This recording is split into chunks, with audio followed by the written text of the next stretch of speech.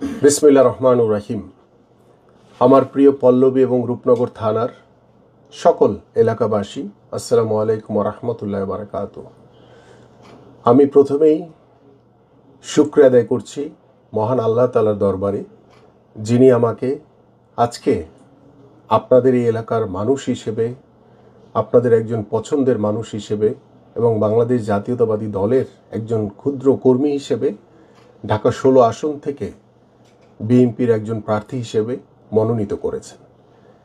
আমি স্মরণ করছি মহান স্বাধীনতার ঘোষক শহীদ রাষ্ট্রপতি জিয়াউর রহমানকে। আমি কৃতজ্ঞতা জানাই আমাদের প্রিয় নেত্রী দেশনেত্রী বেগম খালেদা জিয়াকে। আমি কৃতজ্ঞতা জানাই আমাদের বিএনপির ভারপ্রাপ্ত চেয়ারম্যান জনাব তারেক রহমানকে।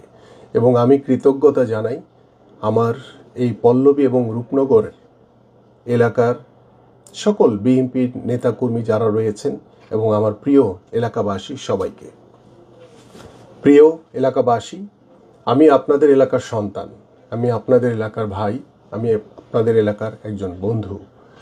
আমি সবসময় আপনাদের পাশে রয়েছি, ভবিষ্যতেও আপনাদের পাশে থাকবো ইনশাল্লাহ। এবং আপনাদের সকলকে ঐক্যবদ্ধ করে সামনে নতুন একটি সমাজ গড়ার লক্ষ্য নিয়ে, নতুন একটি বাংলাদেশ গড়ার লক্ষ্য নিয়ে এগিয়ে যাব ইনশাল্লাহ। আপনারা সবাই ভালো থাকবেন এবং আপনাদের সকলের কাছে আমি দোয়া এবং সহযোগিতা কামনা করছি।